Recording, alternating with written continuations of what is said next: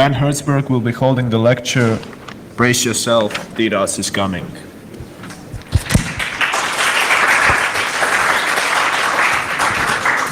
Thank you. Okay. You're kind of spread all over the room, so that surely helps with my ADHD. So let's start.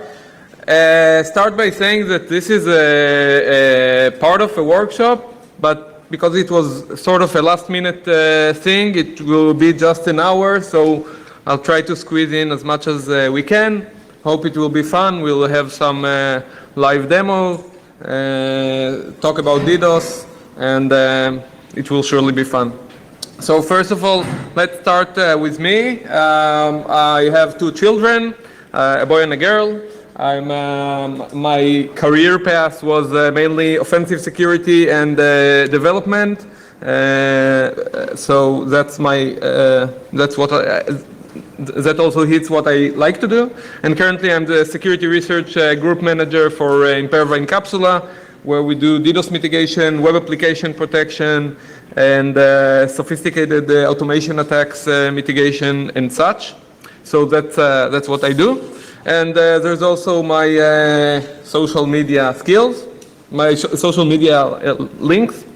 So disclaimer, whatever I say or do is, this presentation is mine and not the company's. So if I say something, I don't know, I will try not to say something bad, but if I will, it's mine.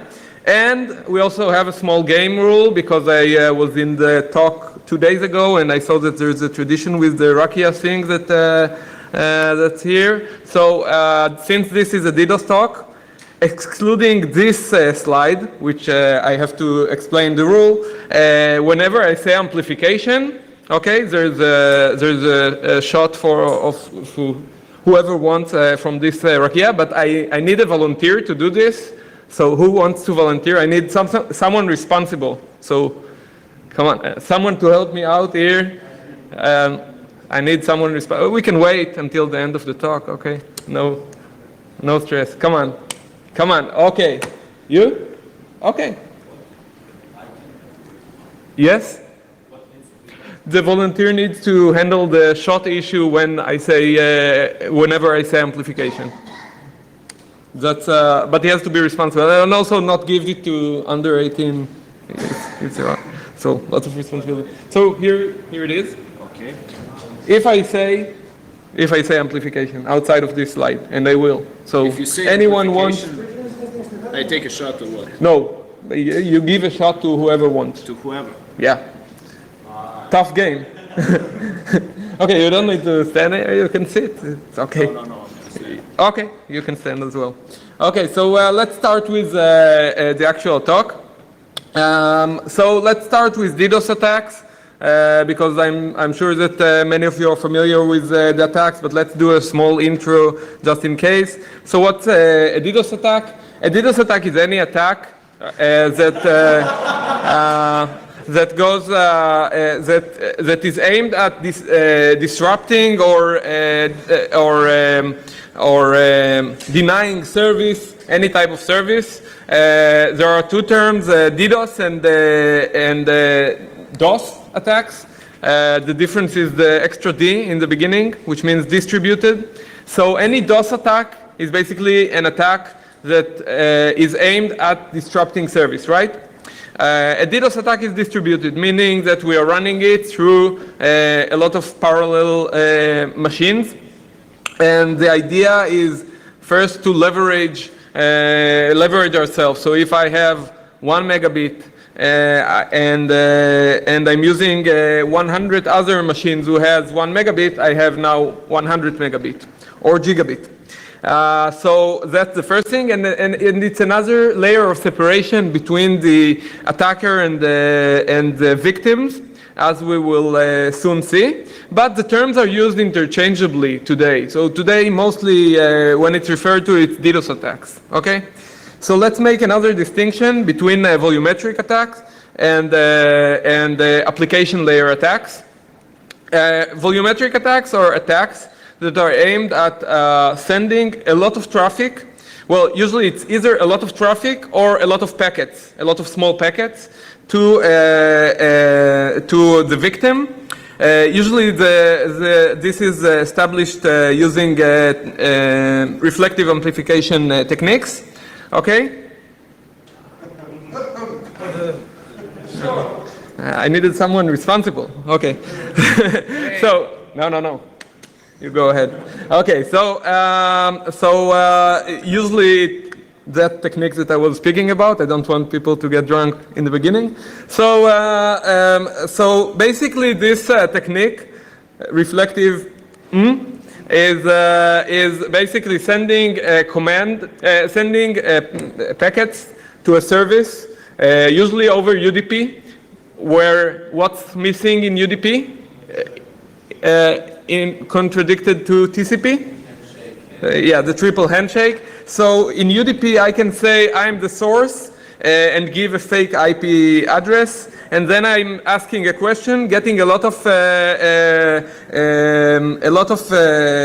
getting more data from the server that I'm querying, and that data is not sent to me, it's sent to the victim. And we will see that soon. We will also run a small test to see how it looks like network-wise. So this is how basically it looks like in our systems. To the left, you can see a bandwidth-based volumetric attack. So we have around 300 gigabit of traffic going through to the victim. The peak, the top that we have seen so far is 470 gigabit per second. And to the right, you see an attack that's based at high mega packets per second, meaning that we're sending smaller packets, but we're sending a lot of packets. Now, what's the idea behind this thing?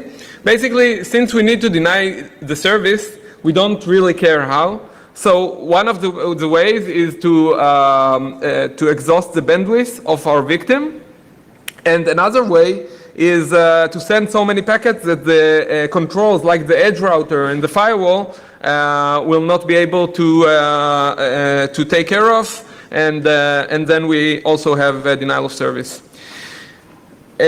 Opposed to volumetric attacks, layer 7 attacks or application layer attacks are attacks that are done not by spoofing addresses or sending a lot of packets, but by causing operations that are expensive to the victim, and we are sending them. For example, if I have a price comparison website, and the price comparison website, I don't know how many of you deal with database design, but usually when you have such a website, you would try to index it properly, because lots of people will try to get the product sorted by the lowest price, right? Or the highest rating. So if I'm an attacker, I will do the opposite. I will try to get to probably content that's not cacheable, and content that's page 29 sorted by, I don't know, company size or something like that. Doing whatever I can so that each request to the database would take more effort, and sending enough of these can disrupt the service, because the database server will not function, or the web server will not function.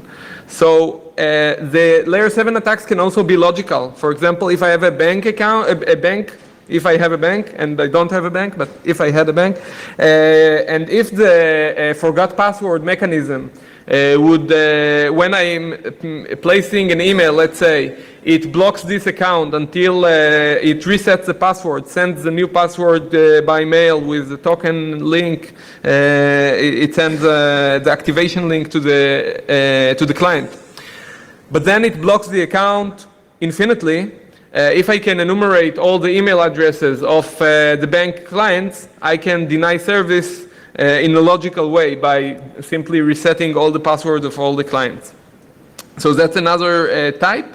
Now there's something in the middle between volumetric attack and layer 7 attacks that volumetric layer 7 attacks, basically it's sending a lot of HTTP requests, so it means that we're completing the three-way handshake, sending, let's say, post requests, just sending them volumetrically, sending tons of them, usually using a botnet.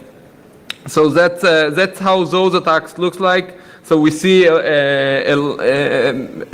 in proportionate amount of traffic being sent to a website. We're seeing tons of requests sent to the website, and those are all the attack. You can see in the bottom, you almost can't see it. That's the legitimate traffic because the attack is so much stronger. So that's how it looks like when a website is being attacked using an application layer volumetric attack. What we do about these type of attacks, we fingerprint clients according to certain layers of fingerprinting to find out what's a bot and what's not when they're initiating the connection. So anyway, before we go further, just two more statistics, okay? So we make this quarterly report, like every research group makes some sort of quarterly report. So we make a quarterly DDoS report, and in the last one, almost 25% of the attacks were multi-vector at once. So, and this keeps going higher, and attackers are, of course, getting more sophisticated. For example, they're using JavaScript supported clients in order to bypass some of the DDoS mitigation tools. They're they're supporting cookies. They're doing a lot of things to still get an advantage in this DDoS game, and these percentages keeps going higher, of course. And second thing is that we've seen that sites are getting attacked, even though the sites we have statistics for are sites which are protected. So even though the attacks fail, we see that more and more sites are getting re-attacked. The reason to that, I will not go in depth about that because I deleted it from the presentation because we don't have a lot of time, is the DDoS economy, which it's very cheap to issue DDoS attacks. Just today, two Israeli guys from my country were arrested for running a DDoS booter called DDos. They were arrested today, but they were operating for 2 years, and they earned over $600,000 revenue for doing the DDoS attacks. So they had some pocket money for it, and usually these types of attacks cost anywhere between $5 and $30 per month for, let's say, for about an hour of attack, which is enough to cause considerable damage. So why? Why would anyone want to do this? I mean, I can understand why I want to do a SQL injection to get credit cards so I can buy stuff. I can understand why I want to do SQL injection attacks in order to get information which I can trade with. I can understand why I want remote code execution over a machine because of reasons. And I can understand why I want stored XSS. Why would I want to run a DDoS campaign? And this is a question for you guys. Anyone has a reason why? Amplification. Sure. But I didn't say amplification. Oh, okay, now I did. Okay, who said that? Extortion. Extortion is a good reason. Okay. What other reasons? Let's see if we taking out the competition. Oh, hi. Taking out the competition. Taking out the competition. Yeah, taking out the competition is good. What else? Ransom, extortion. Okay. Yeah? Two? Okay, you hate, you have something, just some bad feelings about their company. Yeah, this person get on your nerves. I can understand that reason. If you have too much time. You have too much time, right? You're bored, you have too much time, like. Or for fun. For fun. Okay, anyone else? More reasons? Okay, I think we probably summed it up pretty good. So let's see what I wrote and see how close we are. So rivalry, I think we mentioned this, right? Business rivalry. I have a shop. It sells instruments. Someone else sells instruments. I want to sell more, so I just knock their site off. It costs. It doesn't cost a lot, and people will buy from me. Again, the costs are very low. Then there's extortion. You send an email, an anonymized email with a Bitcoin, and before you know it, you have some cash in your pockets because basically what you're saying is, pay me now. Usually it's the average we see is about 15 Bitcoins. So it's, let's say, a reasonable amount for an organization to pay. And if you don't pay me, once I attack, you will have to pay me 25, and then each day 10 more. Now, the attackers are also, they're saying, I'm from X, for example, from Armada Collective. Now, since this is anonymized, the person who is sending it is either affiliated with that organization or not, but you're getting the extortion anyway if someone pays. And again, you only need to either do nothing before you send these extortion letters, or you need to do a short 10-minute, 20-minute DDoS attack saying, hey, I knocked your services off, now if you don't pay me, I can do it for a full day. So this is one of the leading reasons. There's hacktivists performing attacks. So for many different reasons, they can be really many different reasons. As long as it's trendy, you're getting even volunteers to help you set up the botnet, even people who volunteer to participate, to be part of that botnet. Then we didn't mention state-sponsored or cyber terrorism. Allegedly, Russia disconnected Estonia from the internet a couple of years ago. Now, the great thing about it, in terms of course, the attacker, is if let's say Israel now sends striker bombers to bomb Iran, or vice versa, it will start a war. But when you're doing something like this, you can create a lot of damage. However, you're not really starting a war, so it's something that states can play with. And of course, in terms of defense budgets, it's peanuts. It's like the spring water they serve for meetings. It's nothing for them. So state-sponsored is also a reason. Cyber terrorism nowadays. Some of the terrorist organizations has funds of states, so it's more or less the same, like ISIS and such. Then we said if you just don't like that person, you don't like that company, so that's also a good reason why people do DDoS attacks. And then there's another reason. Supposedly the latest attack in Australia was a smokescreen attack.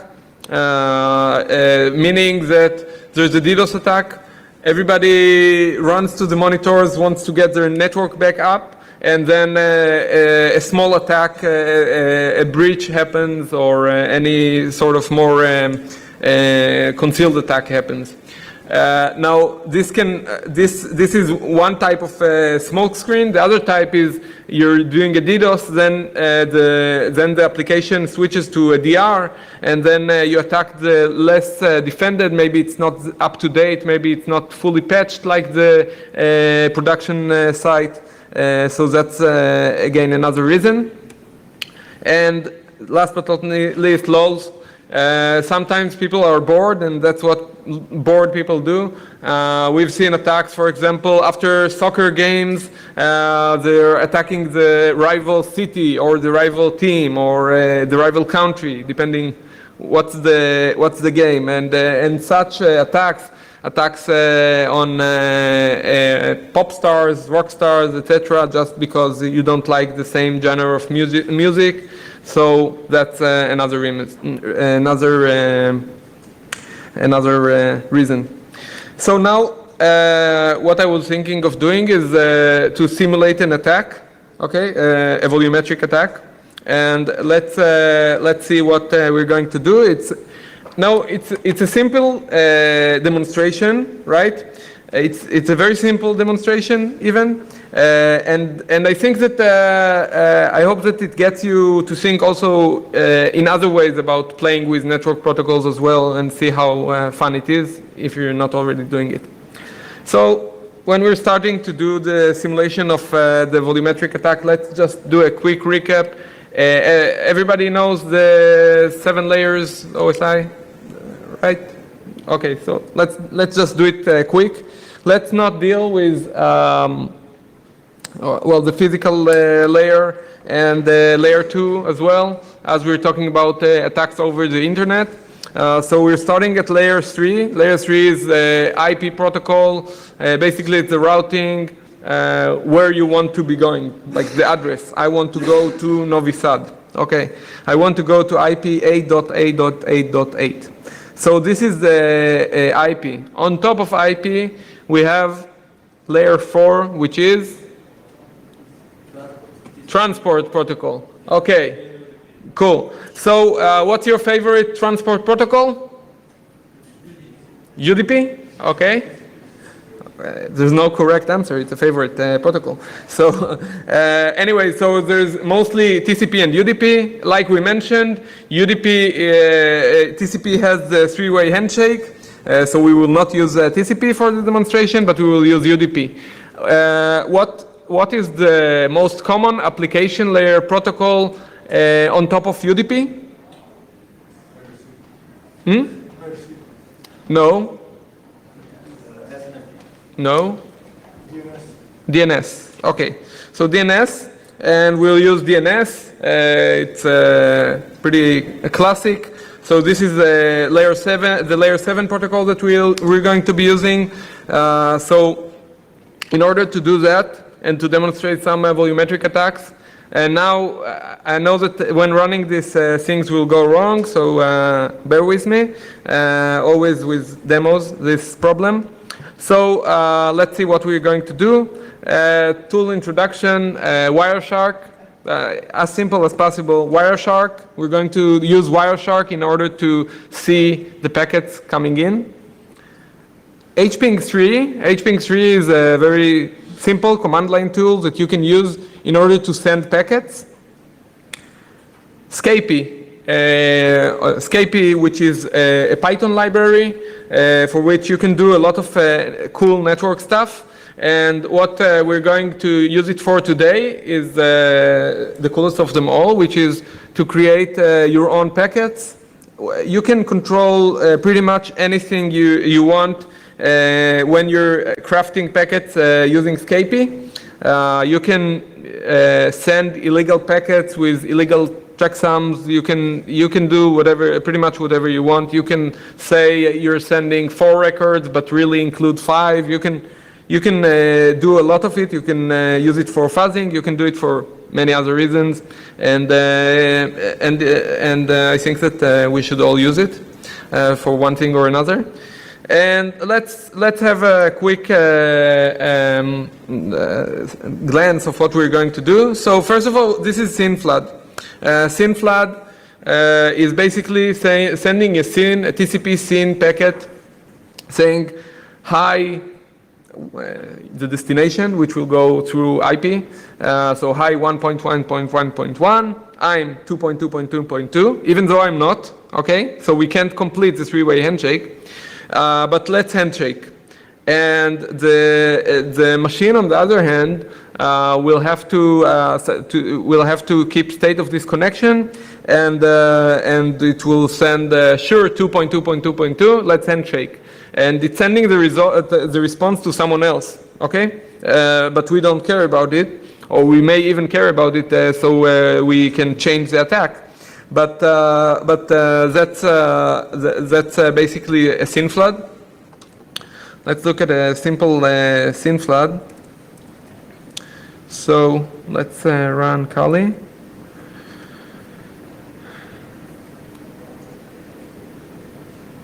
Okay, so first of all, let's have a victim, and who's better at being a victim than Windows? Let's have a Windows victim machine. And okay, so this is the Windows victim. Now these machines are on a NAT, but of course, since it's over IP, it can also be external IPs. It's all the same. So this machine is 10.0.2.15, right? And this machine is 10.0.2.6. Okay, so we can send a simple. Let's open a Wireshark on the other side.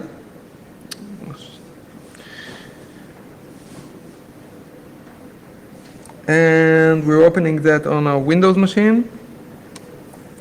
And so we can send basically pings to 10.0.2.15, right? So we can send these and they will arrive.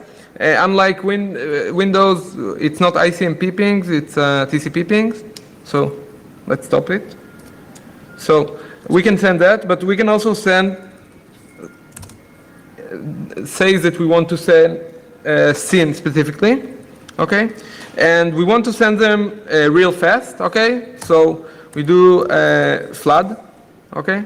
And then we're sending the lots of SYN requests flowing into our server, okay? Now, of course, if we look at here in the task manager, so we see that we're sending quite a bit of traffic. Now, of course, if we have a botnet, we can send,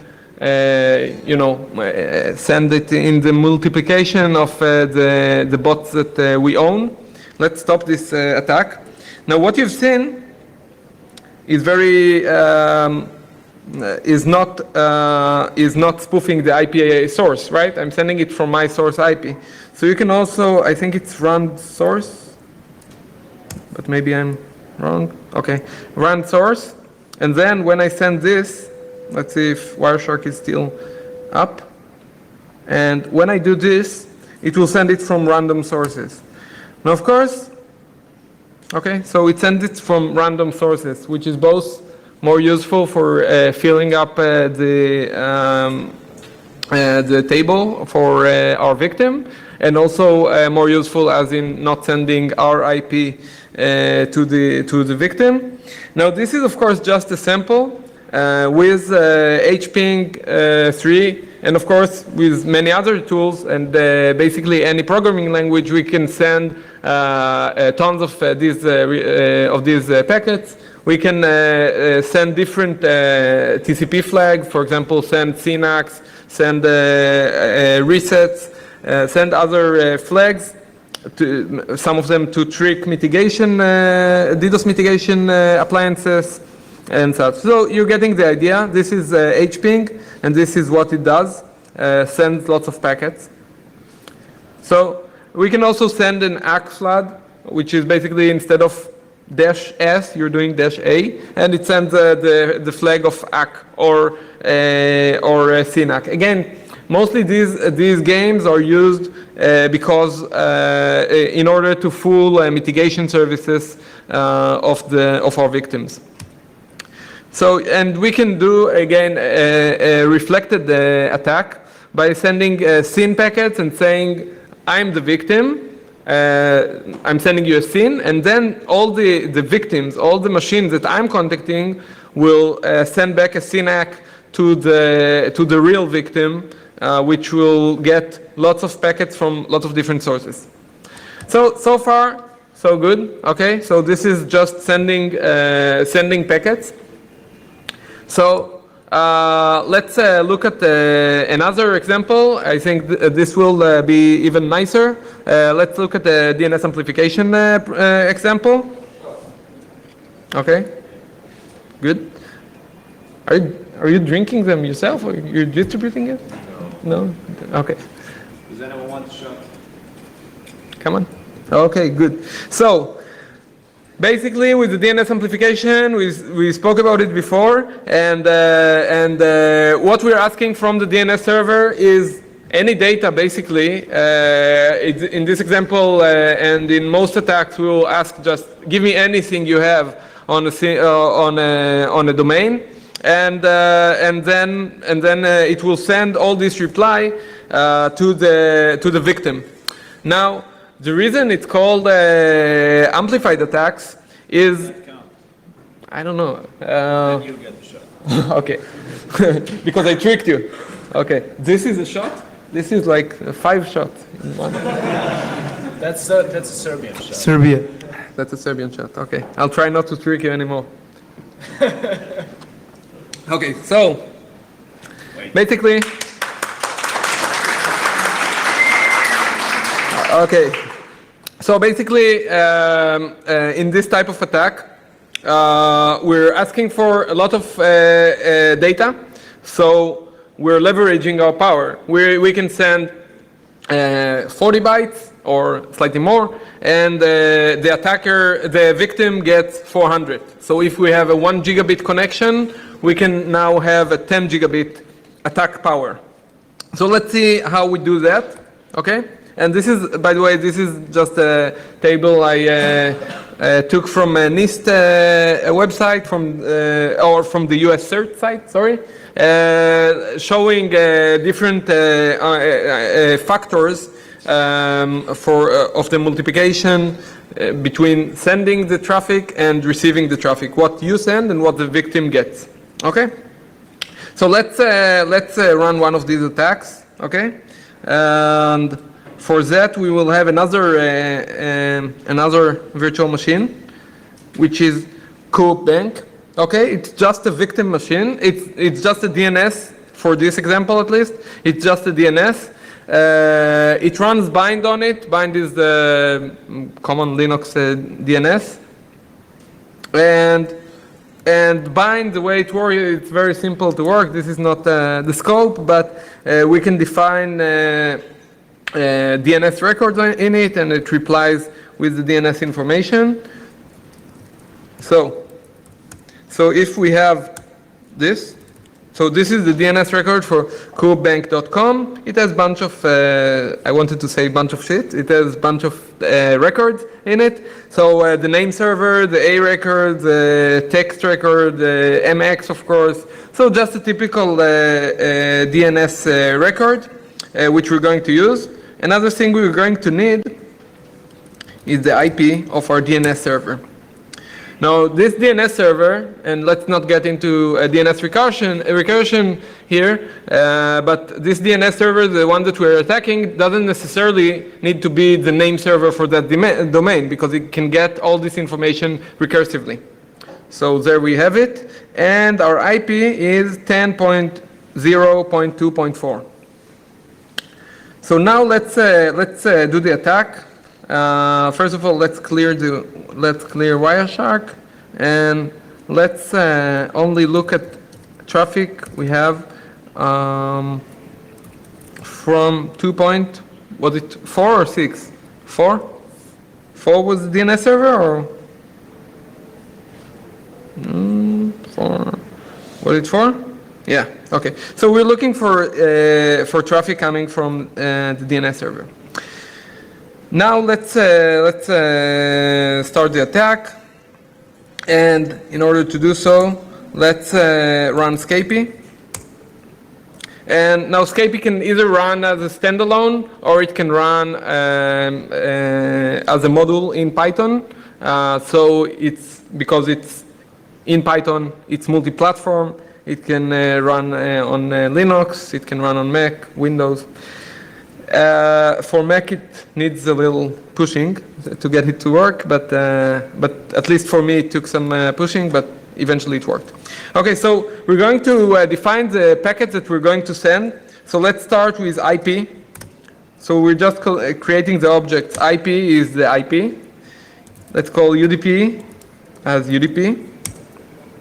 And we're also going to need DNS as the DNS. And another structure we're going to need is the DNS query. DNS QR. Okay. So now we have the object. Now it's very easy to play with Scapy, even if you haven't touched it in a long time. You can just use display. So display shows all the properties that you can set for the object. So yeah. It doesn't? So I highlighted them. So now it shows. Okay. Okay. So IP version 4. Of course, we can send IPv6 packets in it. And what we want to change is, of course, the destination, because we want it to reach which server? The Windows or the Linux? The Linux, right? The DNS server. So we want it to reach 10.0.2.4. Right. Now, once we do that, it automatically sets the source IP to our IP, just to make life easier. Okay. So that's about it, about the IP. Of course, we can play with it. In other projects, we can play with it. Then after IP, we have UDP. Now, UDP comes by default with DNS. Okay, so the source port and destination port by default, it's 53 DNS port. So we don't need to touch UDP. Let's jump to the DNS QR. The DNS QR, we need to set the queue name, which is the domain we are querying about. So let's do that, coopbank.com. And the queue type, which is what type of information are we looking for? MX records, A records, AAA records. So we're setting it to 255, which is any. Okay? So that's it. We configured the DNS query record. And now let's set up the DNS. So with the DNS, what we want to do it is, first of all, we want to set it to, well, in this case, we don't need to, but still best practice. Recursive desired, meaning that we want this, if the server we are asking doesn't have the information, we want it to go to start recursion and get the information for us. Okay? And what are we missing? DNS QD count, which is query desired count. So let's set it to 1 because we sent one query. Now for different tests, we can like play with this, send 4 requests and in the DNS put just 1 or vice versa. We can do lots of cool things with Scapy because basically we can set everything. And let's set the QD. QD is basically an object of type DNS query. So we want it to be the DNS QR. Okay, so now I have the feeling that I forgot something, but let's see if it still works. So let's do SR1, which sends the request of IP/UDP/DNS, and we have an error. Okay. Oh, it's not me. It's the Rakia. Okay, so, okay. Now we send the packet, and this is what we got, formatted in XML, sort of XML. It's the response. We can see here, I will highlight everything. So we can see we're getting the NS records, we're getting the A records, we're getting the, what else do we have here? Well, we're getting everything that we have about this, the TXT record. So we're getting everything, okay? Now, this attack is still not reflected, right? Because we're getting the data instead of our victim. So what do we need to change in order for the victim to get the attack? The source IP, right. So IP.source equals 10.0.2. What was the Windows? 15, I think. I'm not sure. Worst case, someone here will get the packet. Okay, so when we're sending this, if I will run again SR1, I will have a problem, a slight problem, that the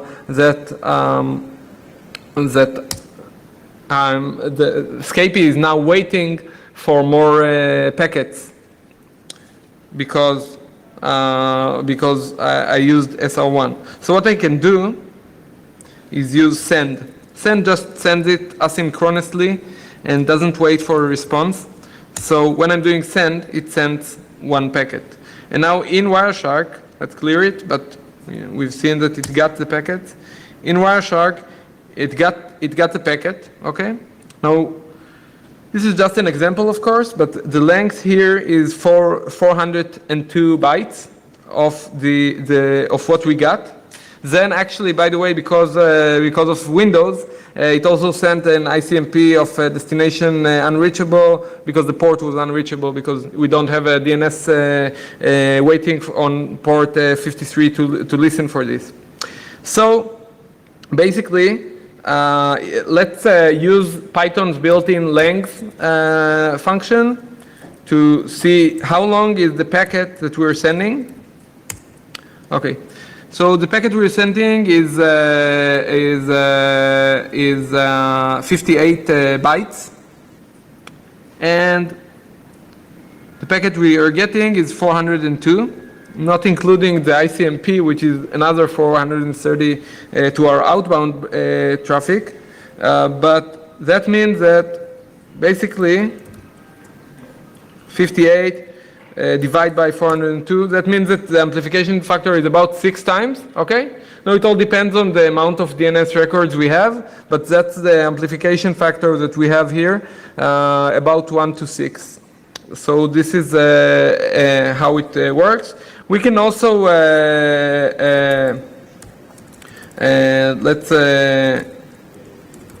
we can also put it in a Python script.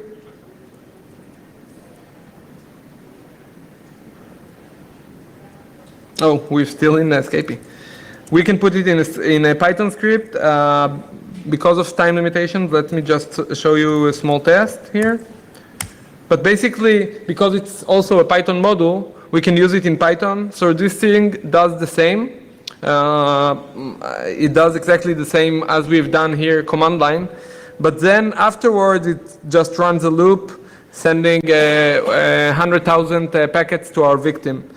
So imagine also not necessarily about DDoS, also about other things. You can use this mainly for fuzzing and other things as well. I want to show you also how this type of attack looks like on different controls. So I built a sort of a demonstration dashboard to show different types of attacks.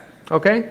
Now let's take a quick look at what we have here, so we can just demonstrate what happens in the receiver's end of this attack. So we have here in the top left corner, we have the edge router in the inbound router in the entrance to the organization network, and it has CPU monitoring on it. And it has the bandwidth and packets per second monitor for the edge router. Okay. We also have the firewall, and the firewall has the CPU monitoring, then the blocked versus passed monitoring, and we also have monitoring of the outbound traffic. And here we have just a sample.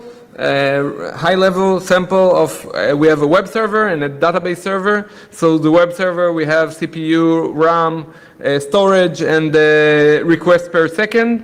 And we also have the amount of sessions that are currently running on our website. And for the database, we have the CPU, the memory, the storage, and the network transfer, and the amount of connections on the database.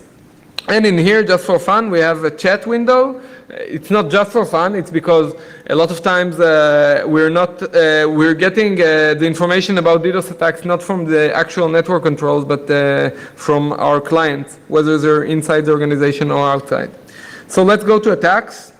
let's do a DNS amplification attack, okay?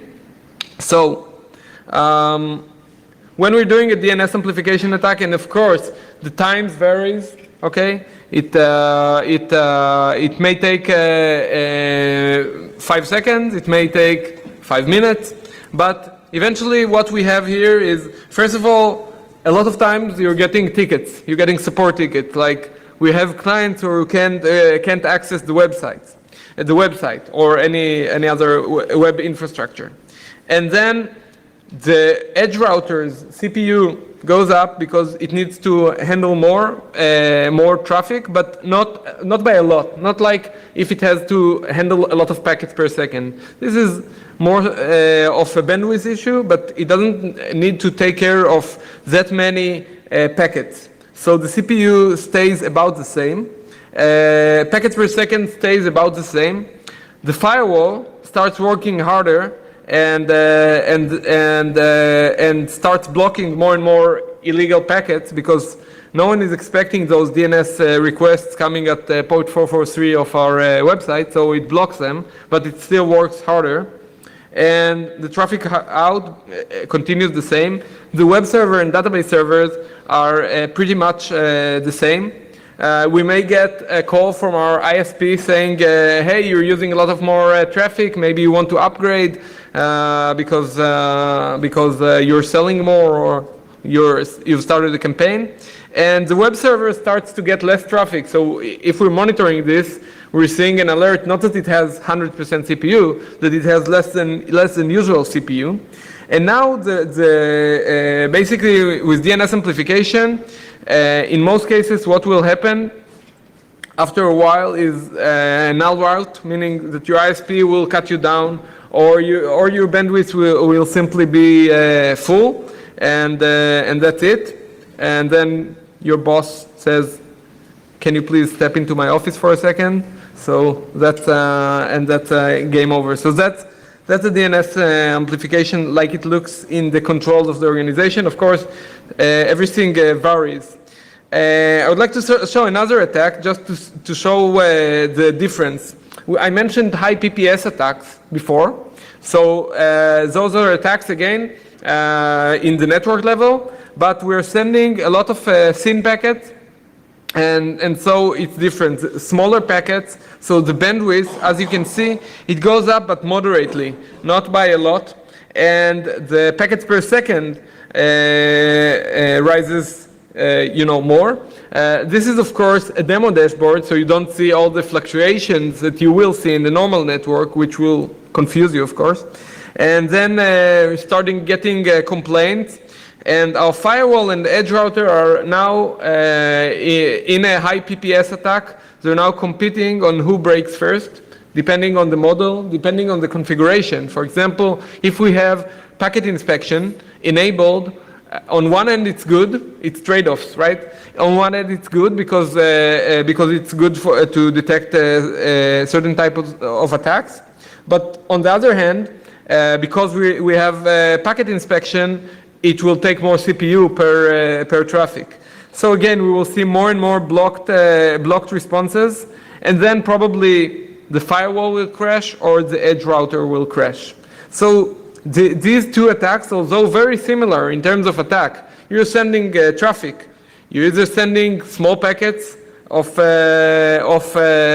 probably SYN, but not necessarily, or you're sending large packets using reflective amplification, but thank you.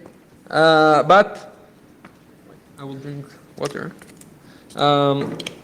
But on the control of the organization, they will look totally different. And I think that this is one of the challenges with DDoS attacks, that they look totally different types of attacks. I will just give another example of a DB flood, a database flood attack, like the one I mentioned before. And this one doesn't show anything on the network controls. Why? Because the traffic is meaningless. It's marginal. It's not a lot of traffic coming in. But on the other hand, the web server starts working hard, and the database server's memory starts working very hard, and CPU also. And again, this really depends on the type of database that you're using, and the configuration. So if you set up lots of memory for your database, it may reflect more on CPU. If you put less memory, it may take more and more memory. It all depends on the configuration and also on what the actual database attack is doing. Does it query information that's hard to query? Does it do lots of inserts, updates, etc.? So again, these attacks are very different in how they portray in our systems. Okay, so getting back to, I see that this is 3:40, so we have until 3:45 or something. Okay, so I think that I planned more content, but you know how it is. Usually it's more time because it's sort of a workshop. So before questions, I would like to thank you all, and I practiced on this. So mnogo vam hvala. Oh, shit. Okay, and again, questions would be lovely, and of course, I can answer questions, you know, in the corridor as well. But any questions would be lovely.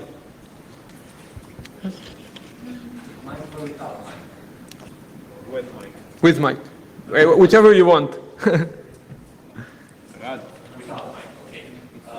First question is what to do when you are under attack. What you do when you're under attack? Yeah.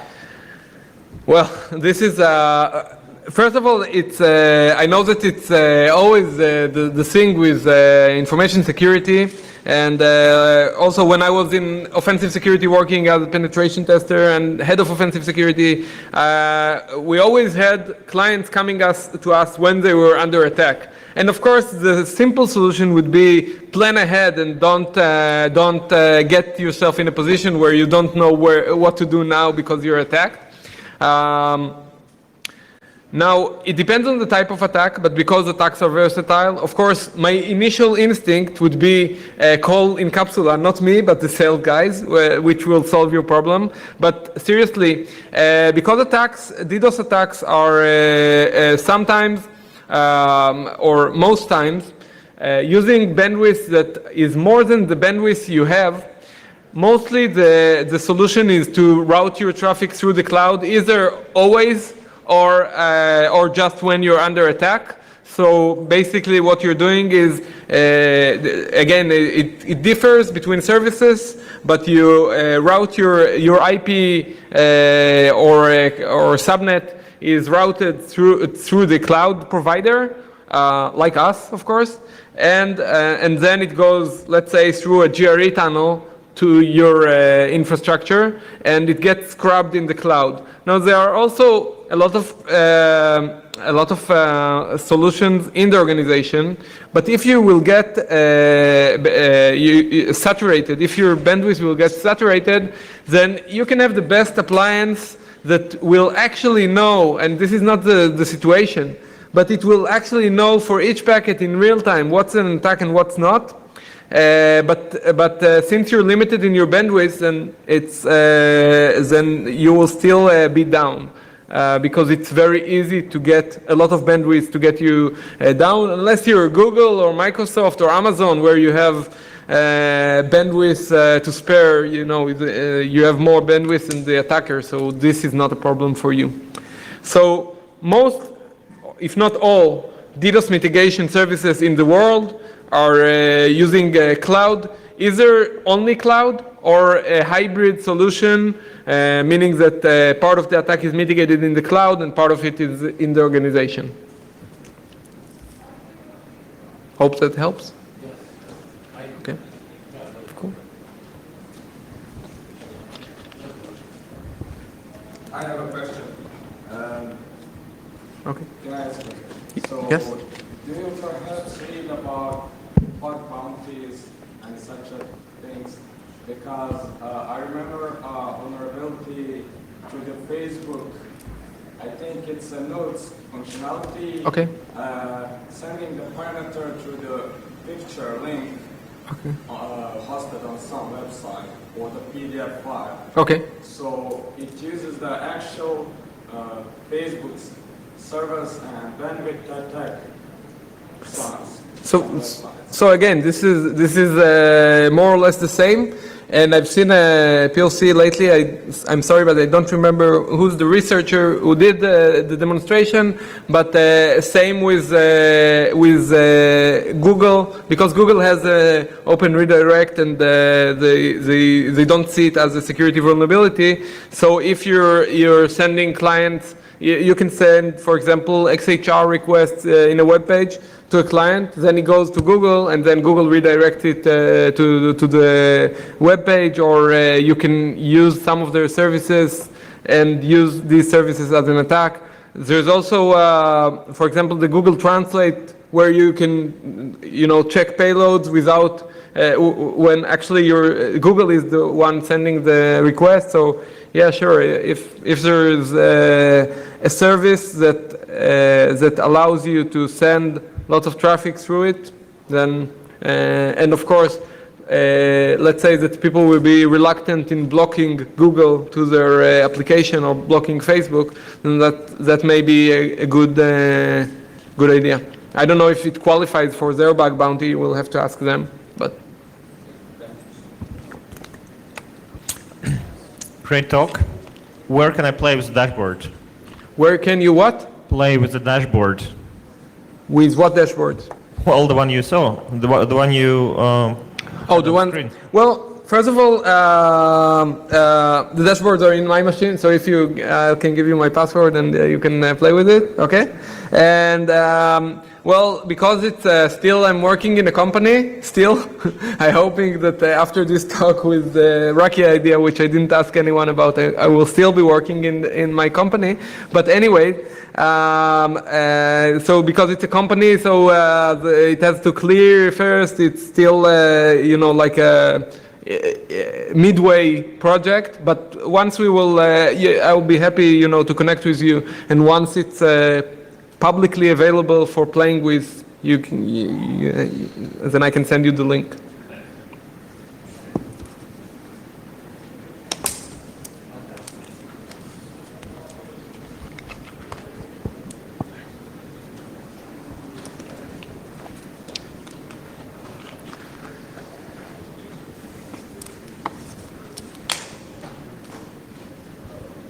Hi, I have a question about DDoS. For example, you gave the example when I say something like, as if I said to everyone in this room, "Hi, I'm Ben, I want to handshake with you," and everyone sends acknowledge packet to you back. How traceable is that to me as an attacker? It's not. In the internet, in a LAN it may be easier, of course, but in the internet, because of the way the internet works, it's basically, I'm not saying NSA impossible, but it's virtually impossible to detect you. First of all, when you're attacking someone, you will probably, at least in the beginning, use one of the DDoS for hire services. So, first of all, that's the first layer of separation. And then they will send DNS requests, for example, to the server in order to create a DNS amplification attack. And good, you're alert. Okay. And then this server replies to the source IP that he has. So and of course, because DNS requests are so common, and he will only have the last hope because of the way BGP works. Basically, if he tries to trace route, for example, he will try to trace route to the victim, not to you. Now, I'm not saying that you can't be caught, but all of the attackers who were caught doing that were caught for other reasons. The two Israeli guys who got arrested, they also weren't caught for the attack itself. They were caught because they had a vulnerability in their web application, and someone used that in order to expose them. So, and that's usually where it goes. Someone either traces the money or something like that, or someone brags, or someone snitches. It's not that trivial to find the source of DDoS attacks. Thank you. But don't do a DDoS attack just because it's Fun. Okay, thank you. it's hard to detect.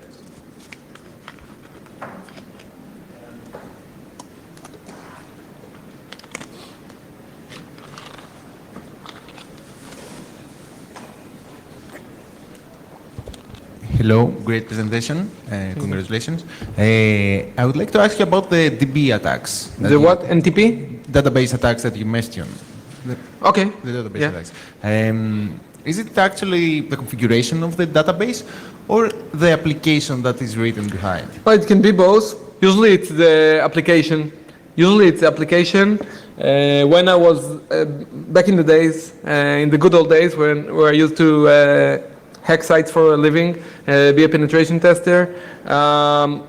If you think, before that I was a developer, so if you think like a developer when you're accessing database, accessing database, let's say for an e-commerce website, is enough of a challenge as is. And thinking of not what you're trying to work for the benefit of the majority of your clients.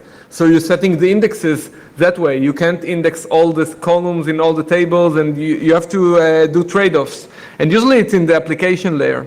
Some of the times it may be a process. So you may, let's recall to Dima's talk from the first day, you may use, for example, headless browsers in order to complete a full cycle of some sort of a process that will cause a big strain of the data on the application.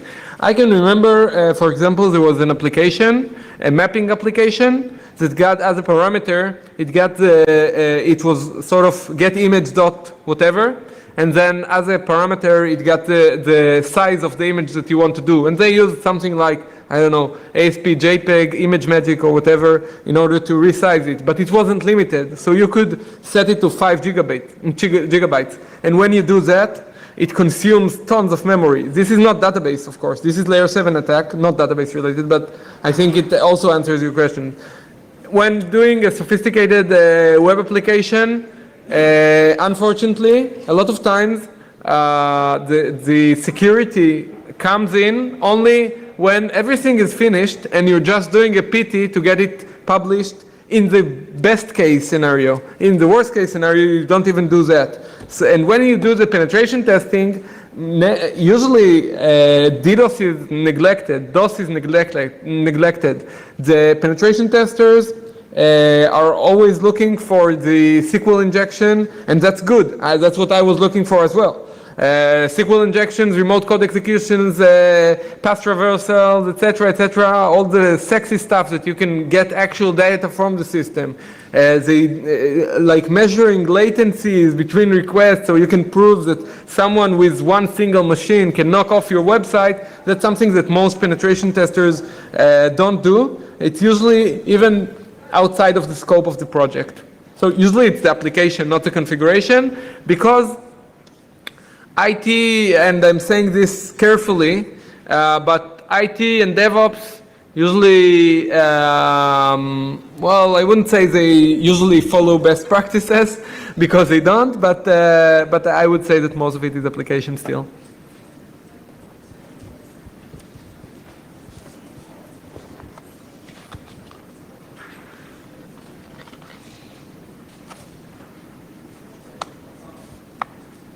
Come on, work with me. I will give the bottle to the next question. I saw that this technique was done here. I'm copycatting. Okay. Yes, you have a question. Can you say mnogo hvala again, but better? Mnogo vam hvala? No. Well, pour me a drink and then I can say it in Serbian because. I did it. Oh, yeah. Wait, we need to drink it like this. So Oh, okay. Take it in the right hand,